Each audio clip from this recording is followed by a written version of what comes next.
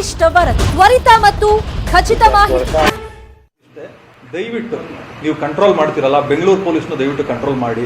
ನಂದೇನು ಆರೋಪ ಇದೆ ಸಾಬೀತು ಮಾಡಿ, ಅದೇನು ನೀವು ಶಿಕ್ಷೆ ಕೊಡ್ತೀರೋ ನಾನು ಅನುಭವಿಸೋಕೆ ರೆಡಿ ಇದೆ. ಕೊನೆಯದಾಗ ಒಂದು ಕೇಳ್ತೀನಿ, ಅವರು ಡಿ ರಿಪೋರ್ಟ್ ಸಲ್ಲಿಕೆ ಮಾಡ್ತಾರೆ ಅಂತೇಳಿ ಸುದ್ದಿ ಬರ್ತಾ ಇದೆ ಒಂದು, ಮತ್ತೆ ಈ ವಿಚಾರವಾಗಿ ನಿಮ್ ಜೊತೆಗೆ ಮಾತುಕತೆ ಮಾಡಿ ರಾಜ್ಯ ಸಂಧಾನ ಮಾಡ್ಕೋಬೇಕು ಅನ್ನೋ ಮಾತುಕತೆ ಇದೆ. ಎರಡು, ಇದಕ್ಕೆ ನಿಮ್ಮ ಒಪಿನಿಯನ್ ಏನು? ಸರ್, ನಾನು ರಾಜ್ಯ ಸಂಧಾನಕ್ಕೆ ಒಪ್ಪಲ್ಲ ಸರ್. ನನಗೆ ಇಲ್ಲಿ ನನ್ನ ಒಬ್ರು ಕಳ್ಕೊಳ್ಳೋಕೆ ರೆಡಿ ಇದ್ದಾರೆ ಅಂದಮೇಲೆ ನನಗೂ ಉಳಿಸ್ಕೊಳ್ಳೋ ಅವಶ್ಯಕತೆ ಇಲ್ಲ ಸರ್. ಸಂಬಂಧ ಹಿಂಗಿರ್ಬೇಕು. ಹಿಂಗೆ ಹೋಗ್ತಾ ಇದ್ದಾರೆ, ನಾನು ಹಿಂಗೆ ಹೋಗ್ತಾ ಹಿಂಗೆ ಹೋದ್ರೆ ನನಗೆ ಏನು ಸರಿ ಇದೆ? ನನ್ನ ಫ್ಯಾಮಿಲಿ ಹೇಳ್ತಾ ಇರೋದು ಇಷ್ಟೇ, ಫಿಲ್ಮ್ ಸಿಟಿ ಅದು ಇದು ಬೇಡ, ಪ್ರಾಪರ್ಟಿ ವರ್ತ್ ಎಷ್ಟಿದೆ ನಿನಗೆ ಗೊತ್ತು, ತೋಟ ಮಾಡಿ ಬಿಸಾಕು, ನೆಮ್ಮದಿಗಿರುತ್ತೆ. ನಿನಗೆ ಖುಷಿ ಕೊಡಬೇಕಾ? ನಿನಗೆ ಪ್ರಾಣಿ ಪಕ್ಷಿಗಳಿರ್ಬೇಕು, ತಗೋ ಒಂದಷ್ಟು ಹಸು ಸಾಕು, ಗಿಣಿಗಳು ಸಾಕು, ನಿನ್ಗೇನು ಖುಷಿ ಸಿಗುತ್ತೆ ಮಾಡು. ಇನ್ನೊಂದಷ್ಟು ಕಾರ್ ತಗೋ, ಬೇಡ ನಮಗೆ ಸಿನಿಮಾ ಬೇಡ. ಇಂಡಸ್ಟ್ರಿ ನಮಗೆ ಇಷ್ಟು ದಿನ ನಮ್ಗೆ ಇಷ್ಟೆಲ್ಲ ಬೆಳೆಸ್ಕೊಂಬಂದಿದೆ, ನಮ್ಮಂಥವ್ರು ಬೇಕಾದಷ್ಟು ಜನ ಇಂಡಸ್ಟ್ರಿಯಲ್ಲಿದ್ದಾರೆ, ಸಾಕು ಅಂತ. ಆಮೇಲೆ ರಾಜ್ಯ ಸಂಧಾನಕ್ಕೆ ಯಾವುದೇ ಕಾರಣಕ್ಕೂ ನಾನಂತೂ ರೆಡಿ ಇಲ್ಲ, ನಾನು ಒಪ್ಕೊಳ್ಳಲ್ಲ. ಹಂಗೇನಾದ್ರು ಇದ್ರೆ ದರ್ಶನ್ ಸರ್ ಪಾಪ ಅಲ್ಲೇ ಕೇಳಿದ್ರು. ದರ್ಶನ್ ಸರ್ ಏನು DCP ಅವರು ಹೇಳಿದಾಗ ನಿರ್ಮಾಪಕರು ಏನು ಮಾಡೋಣ, ಅಲ್ಲೂ ನನ್ನ ರಿಕ್ವೆಸ್ಟ್ ಮಾಡ್ತಾರೆ, ಏನು ಮಾಡೋಣ ಹೇಳಿ. ಹೇಳ್ತೀನಿ, ಇಲ್ಲ ಆರೋಪ ಬಂದ ಮೇಲೆ ಸಾಬೀತು ಮಾಡ್ಕೊಳ್ಳೋಣ. ಹೌದು ನಿರ್ಮಾಪಕರೇ, ನನಗೂ ನೆಮ್ಮದಿ ಕೆಟ್ಟೋಗ್ಬಿಟ್ಟಿದೆ. ನಿಮ್ಮ ನೆಮ್ಮದಿ ಕೆಟ್ಟಿದೆ ಅಂದಮೇಲೆ ಇದು ಅಟ್ಲೀಸ್ಟ್ ಏನಾದರೂ ರಿಸಾಲ್ವ್ ಆಗಬೇಕಲ್ಲ ಸರ್. ಆಯ್ತು ನಿರ್ಮಾಪಕ, ನಿಮ್ಮ ಸ್ಟ್ಯಾಂಡ್ ಏನು? ನಾನು ಲೀಗಲಾಗಿ ಹೋರಾಡ್ತೀನಿ. ಆಯ್ತು ನಿರ್ಮಾಪಕರೇ, ನಾನು ನಿಮ್ಮ ಜೊತೆಲಿ ನಿಂತ್ಕೋತೀನಿ. ಲೀಗಲಾಗಿ ಹೋರಾಡೋವರೆಗೂ ನಾನು ನಿಮ್ಮ ಜೊತೆಲಿ ಇರ್ತೀನಿ. ಯಾರು ತಪ್ಪು ಒಂದು ಸಾಬೀತಾಗ್ತದೋ ನಾನು ಅವ್ರಿಗಂತೂ ಸುಮ್ಮನೆ ಬಿಡಲ್ಲ. ಸರಿ ಸರ್, ಆಯ್ತು ಸರ್. ಸರ್, ಇವತ್ತು ಬೆಳಗ್ಗೆ ಒಂದು ಮಾತು ಹೇಳಿದ್ರಿ, ನನಗೆ ದರ್ಶನ್ ಅವರ ಕಡೆಯಿಂದ ಕೂಡ ನಮ್ಮ ಗಾಡ್ ಫಾದರ್ ಒಬ್ಬರಿಗೆ ಫೋನ್ ಮಾಡಿ ಈ ವಿಚಾರವಾಗಿ ಮಾತುಕತೆಯಲ್ಲಿ ಇತ್ಯರ್ಥ ಮಾಡ್ಕೊಳ್ಳೋಣ ಅನ್ನುವಂತ ಒಂದು ಕರೆಯನ್ನು ಕೂಡ ಬಂದಿತ್ತು ಅಂತ, ಅದ್ರ ಬಗ್ಗೆ ಹೇಳಿದ್ದಾರೆ ಸರ್. ನಾನು ಹೇಳೋದು ಇಷ್ಟೇ ಸರ್. ಅಂದರೆ ಸರ್, ಇವಾಗ ನಮ್ಮ ಮನೇಲಿ ಒಬ್ರು ನಮ್ಮ ಮನೇಲಿ ಹಿರಿಯರು ಯಾರು ಸರ್? ನಮ್ಮ ತಾಯಿ. ನಾನೇನೇ ತಪ್ಪು ಮಾಡಿದ್ರು ನಮ್ಮ ತಾಯಿಗೆ ಫೋನ್ ಮಾಡ್ತಾರೆ, ನೋಡಿ ನಿಮ್ಮ ಮಗ ಹಿಂಗೆ ತಪ್ಪು ಮಾಡ್ದ ಅಂತ. ಸೊ ಅದೇ ರೀತಿ ಒಬ್ರಿಗೆ ಹಿಂಗೆ ಫೋನ್ ಹೋಗಿ ಅವ್ರವ್ರು ಮಾತಾಡಿದ್ದಾರೆ, ಏನು ಕೂತಿ ಇದು ಮಾಡಿಬಿಡಿ. ಅವರು ನನಗೆ ಹೇಳಿದ್ರೆ ಏನ್ಲೈತಮ್ಮ ಅದು ಏನೋ ಆಗಿತ್ತು. ನಾನು ಹೇಳಿದೆ ಹಿಂಗಾಯ್ತು, ನಿನ್ನ ಕೆಲಸ ಏನೋ, ನಿನಗೆ 25 ಕೋಟಿ ಲೆಕ್ಕನ, ನಿನಗೆ ಸಿನಿಮಾ ಮಾಡಿ ಜೀವನ ಮಾಡಬೇಕು. ಎಷ್ಟೋ ಸಿನಿಮಾ ಮಾಡಿದ್ಯಾ? 3 ಸಿನಿಮಾ ಮಾಡಿದ್ಯಾ? ನಿನಗೆ ಅವಶ್ಯಕತೆ ಇತ್ತಾಯಿತು. ನಾನು ಅವತ್ತು ಹೇಳಿದೆ, ನಿನಗೆ ಬೇಡ ಇದು, ಬಾಯಿ ಮುಚ್ಕೊಂಡು ನಿಮ್ಗೆಲ್ಲ ಚೆನ್ನಾಗಿ ನಡೀತದೆ, ಅದನ್ನು ನಡೆಸ್ಕೋ. ಅಂದರೆ ಇಂಡಸ್ಟ್ರಿ ಕೆಟ್ಟದು ಅಂತಲ್ಲ ಸರ್, ನಮ್ಮಂಥವ್ರಿಗೆ ಎಷ್ಟೋ ಜನಕ್ಕೆ ಅನ್ನ ಹಾಕಿದೆ ಇಂಡಸ್ಟ್ರಿ. ನಾನು ಹೇಳ್ತಾ ಇರೋದು ಇಲ್ಲಿನ ರಾಜಕೀಯ ಬೇರೆ ಇದೆ.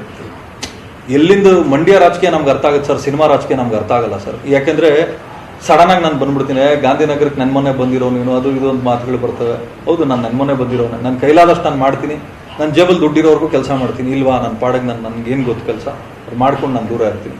ನಾನು ಹೇಳೋದು ಇಷ್ಟ, ನನಗೆ ಕೆಲವೊಬ್ರು ಸ್ನೇಹಿತರುಗಳು ನೆನ್ನೆಯಿಂದ ಫೋನ್ ಮಾಡಿ ಅಡ್ವೈಸ್ ಮಾಡ್ತಾರೆ, ಅದೇನು ನಿಂದೊಂದು ಮಿಸ್ಟೇಕ್ ಇದೆ, ಏನು ನಿನ್ನ ಕೆಲಸ ಆಯ್ತಾ, ನಿನ್ನ ಮನೆ ಆಯ್ತಾ, ಅಷ್ಟರಲ್ಲಿರೋ ಅಂತ. 100% ನಾನು ಒಪ್ಕೋತೀನಿ.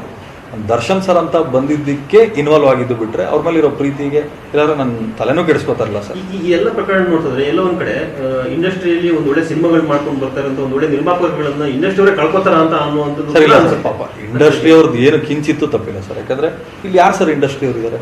ದರ್ಶನ್ ಸರ್ ಒಬ್ರು, ನಾನು ಬಿಟ್ರೆ ಇನ್ಯಾರು ಇಂಡಸ್ಟ್ರಿ ಅವ್ರಿಲ್ಲ ಸರ್.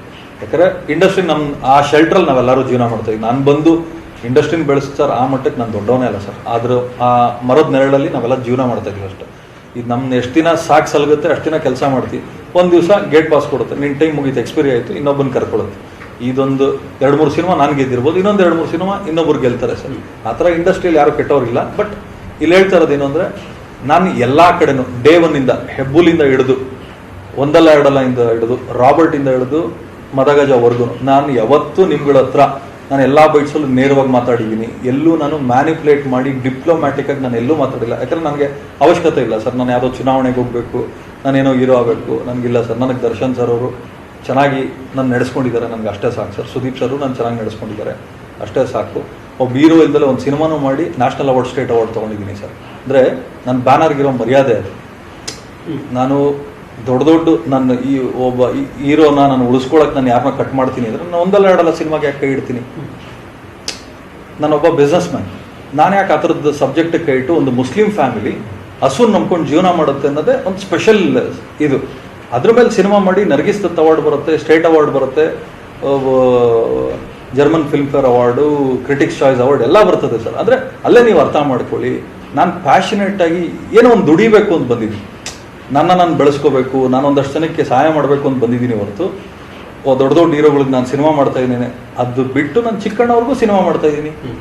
ಅಂದರೆ ಇಲ್ಲಿ ನನ್ನ ಬ್ಯಾನರು ದೊಡ್ಡ ಹೀರೋಗಳಿಂದನೇ ಹೋಗ್ತಾ ಇಲ್ಲ, ಎಲ್ಲ ಥರದ್ರಲ್ಲೂ ನಾವು ಹೋಗ್ತಾ ಇದ್ದೀವಿ. ನನಗೇನು ಒಂದು ಖುಷಿ, ದರ್ಶನ್ ಸರ್ ನನಗೆ ಇವಿಷ್ಟು ಈ ಕ್ಷಣದವರೆಗಿನ ಸುದ್ದಿಗಳು. ನ್ಯೂಸ್ ಮುಗಿತು. ನಾನು ಕೂಡ ಸ್ಟುಡಿಯೋದಿಂದ ಹೊರಗಡೆ ಹೋಗ್ತಾ ಇದ್ದೀನಿ. ಸೊ ಹೀಗಾಗಿ ಈ ಮಾಸ್ಕ್ ಅನ್ನು ಧರಿಸ್ತಾ ಇದ್ದೀನಿ. ನೀವು ಕೂಡ ಅಷ್ಟೇ ಪ್ರತಿಯೊಬ್ಬರು ಮನೆಯಿಂದ ಹೊರಗಡೆ ಬಂದಂತಹ ಸಂದರ್ಭದಲ್ಲಿ ಸರಿಯಾಗಿ ಮಾಸ್ಕ್ ಅನ್ನು ಧರಿಸಿ, ಸೋಷಿಯಲ್ ಡಿಸ್ಟೆನ್ಸ್ ಅನ್ನು ಮೇಂಟೈನ್ ಮಾಡಿ, ಸ್ವಚ್ಛತೆಯನ್ನ ಕಾಪಾಡಿಕೊಳ್ಳಿ. ನೋಡ್ತಾ ಇರಿ ನ್ಯೂಸ್ 18 ಕನ್ನಡ. ಜಾಲ ನಮ್ಮದು, ಬಲ ನಿಮ್ಮದು.